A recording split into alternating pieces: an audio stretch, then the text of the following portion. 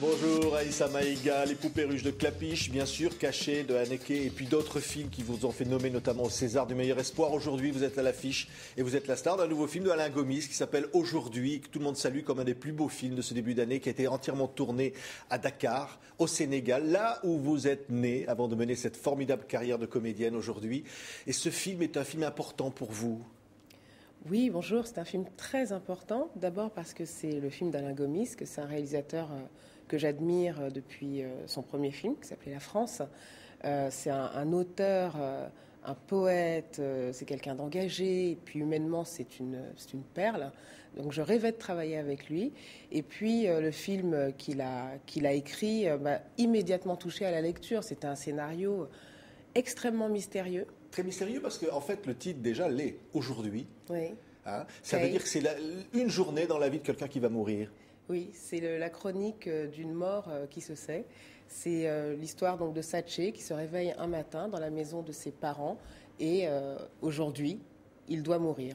Oui, Saul Williams, qui est donc l'interprète, qui joue un rôle presque muet, alors que lui, c'est un musicien de hip-hop, c'est quelqu'un qui est habitué justement à beaucoup parler. Oui, c'est un slammer, donc c'est quelqu'un qui a d'abord une plume et une verve tout à fait extraordinaire.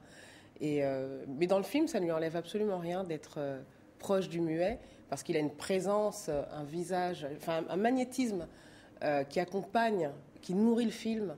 Et on n'est pas du tout, je crois, en tant que spectateur, troublé par ça. Et en plus, c'est un film qui est habité par la parole.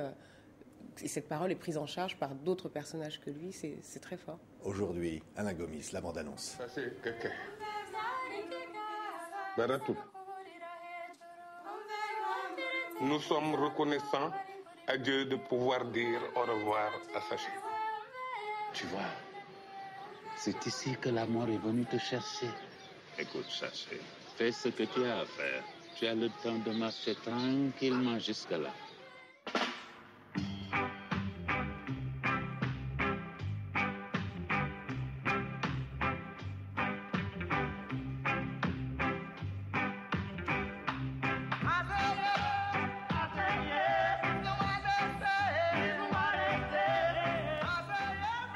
L'ambiance de ce film, donc entièrement tourné à Dakar, et on verra d'ailleurs pendant le film les images des émeutes qui se sont déroulées à ce moment-là, sur le thème Y'en a marre, qui étaient les émeutes politiques. Il intègre à l'histoire finalement, c'est cet immigré qui revient au pays et il y meurt finalement.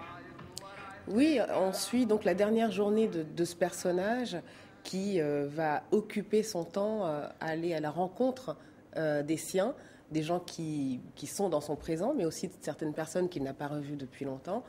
Voilà, ce qui est très, très fort, très riche, c'est qu'il y a un effet miroir très puissant qui se déroule pendant le film. Et c'est vrai qu'on se demande tous ce qu'on ferait de notre dernière journée si on avait la possibilité de savoir que la mort nous attendait à l'issue. Et ce qu'on ferait peut-être, Aïssa Maïga, c'est revoir son premier amour. Et dans ce film, vous incarnez ce premier amour. On regarde un extrait de cette scène, Aïssa Maïga, dans le film Aujourd'hui d'Alain Gomis. Est-ce que tu sens monter la peur, l'angoisse? Tu vas mourir, mais t'as rien vécu. Tu vas crever.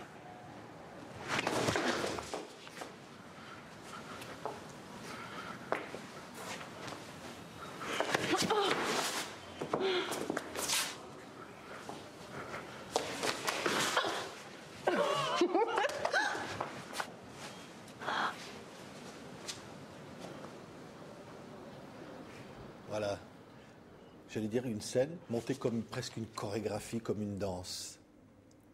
Oui, c'est drôle parce qu'en revoyant la scène, j'ai pas vu le film depuis le Festival de Berlin, donc il y a quelques mois. Et ça me rappelle vraiment l'impression que j'ai eue à la lecture. J'ai eu très peur. J'ai été très impressionnée par la puissance du personnage et cet amour qu'elle lui dit d'une façon extrêmement violente. Cru, très cru. Cru et cruel. Oui. C'était. On a eu 2 journées pour faire cette scène, et puis on a eu le temps d'explorer, de chercher, vraiment sous la direction d'Alain, qui est quelqu'un de brillant, mais qui n'est pas enfermé dans une forme d'intelligence, comment dire, un peu abstraite. tout en émotion, très proche des acteurs.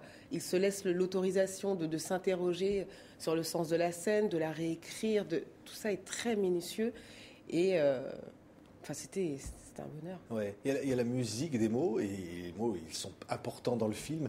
Et évidemment, ce film est accompagné d'ailleurs par la musique. Saul Williams va faire des prestations à l'artiste en live, on va dire, avec le film, et en l'accompagnant en direct avec sa musique. C'est cette musique d'Afrique, finalement, qui vous revient, celle de vos origines, celle de Dakar, celle de cette espèce de... Alors, je ne sais pas du tout, je n'ai pas encore assisté au ciné-musique avec la musique accompagnée par Saul Williams.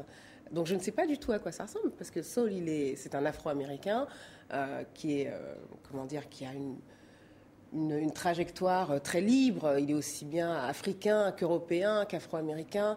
Donc je ne sais pas du tout à quoi va ressembler la musique, et je suis incapable de vous dire si ce sera de la musique africaine. Elle va faire une tournée, donc en France, le film est présenté, et Saul Williams accompagne en musique ce film, qui est vraiment quelque chose de tout à fait étonnant. C'est une performance. Ouais. Il paraît que ça apporte beaucoup. Oui, quand je disais, Alain Gomis a dit, c'est un film universel, c'est pas un film africain, en fait. Oui, je suis absolument d'accord. D'ailleurs, j'ai été assez étonnée à Berlin qu'il apparaisse comme étant un film africain. Alain Gomis est un Parisien. Il est franco-sénégalais, mais il habite en France. Comme vous, d'ailleurs. Absolument. Moi, j'ai le Mali en plus. Oui. Et en fait, le film a été, quand il a été annoncé, un peu enfermé dans le ghetto du cinéma dit africain. D'ailleurs, le cinéma africain, je ne sais pas bien ce que c'est. Le cinéma français, il est multiple. Le cinéma africain, plus c'est à l'échelle d'un continent, il l'est d'autant plus. Et c'est un film qui est vraiment libre, qui n'est pas du tout là où on l'attend. Je crois que c'est d'abord la toute première impression qu'on a en tant que spectateur. Qui parle à chacun, et finalement dans lequel chacun peut se projeter ou pas d'ailleurs. Il y en a qui peuvent partir dans ce film. C'est un film surprenant, déroutant. Oui, c'est un film qui est surprenant, qui est déroutant, qui est à la fois très, très poétique, très cru à d'autres moments. Il est à la croisée de beaucoup de styles. Il est maîtrisé, il est aérien. C'est franchement c'est un film très puissant. Oui, et c'est ça qui vous a donné envie. Et qui échappe au carcan et au petit ghetto. Oui, ça vous a fait vraiment plaisir, on le sent. Et ça, évidemment, en dehors de tous ces grands films que vous faites en France et ailleurs, il y a eu Bamako, il y a eu d'autres films. Vous êtes toujours une artiste libre. J'espère. Oui. J'essaye. J'ai la chance de ne pas être cataloguée dans un type de rôle et de travailler avec aussi bien des auteurs de films d'auteurs. Et des grandes comédies comme avec Alain Chabat, La piste du Marsupilami et d'autres. Voilà. Merci Aïssa Maïga. On était vraiment ravis de vous accueillir sur TV5 Monde. Aujourd'hui, le nouveau film d'Alain Gomis qui sort demain. Merci. Merci à vous.